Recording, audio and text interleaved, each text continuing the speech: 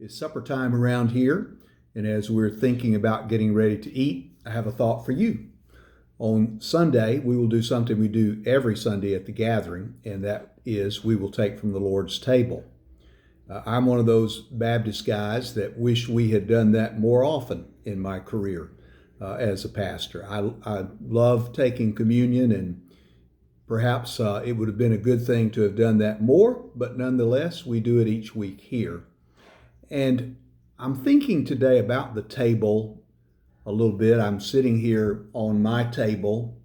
I do these little videos and work on sermon work here in our sunroom, which has our 8-seat table that we use sometimes. It's usually for guests or if we want to sit and enjoy the view sometimes. With our family smaller now, with just Janet and I, sometimes we do what you do. We eat in front of the TV, or we eat at a smaller table in there, or eat outside on a patio table. But whatever the image for you right now, I'm thinking of that traditional table that a lot of families have grown up using. At our house, when I was a kid, we had one table, and it was a white 6-seat table, and we had to push it against the wall of the kitchen every time we ate because we couldn't get by. And then when it was time to eat, one of us would have to scoot back behind the table pushed out from the wall. Usually it was me because at that time I was the smallest. And that was what we did. And we were summoned to the table at a certain time. We did not pick and choose when we ate. We did not come in shifts. We ate at the table. And what was offered at the table was our meal. And if we didn't like it, more often than not, we could go without, or at least that was the tough language that was used. Usually, we never went away from there hungry, but there was this symbol that the table was important. We had many family meetings at the table. Whenever I was in trouble, it seems like I would be summoned to the table to talk it over with one of the parents or both. Many social events happened at our table. If the preacher visited once in a while, he sat at the table, or card-playing friends of my parents, they would play rook at the table.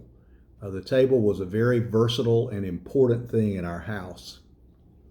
So it is in the church. There's so much in the scripture, particularly in the New Testament, about the importance of fellowship around food and table, and how everybody becomes one, both in their need for enough, but also in the sharing of what's there for enough. On Sunday, I've picked out a little bit of a different Lord's Supper passage, but I want to talk about the table, being at the table with one another. It's Matthew 14, 13 through 21. It's Matthew's telling of the fish and loaves story. And that story is similar to many things that we learn about Jesus and his way of doing things. There was scarcity, and he provided plenty. There was fellowship, and he blessed everyone who was there. There was no one left out from the table, no one judged in a way that they could not receive from the table. Everybody was invited. The sharing of the fish and loaves was a great miracle. And what we typically think of as the table when Jesus was with his disciples was also in that sense a great teaching miracle of what Jesus intended to do, how he intended to do it, and who would be included, which frankly, everybody was included at that table, including Judas. So it teaches us much about Jesus to think about coming to the table. So Sunday, we'll do that again.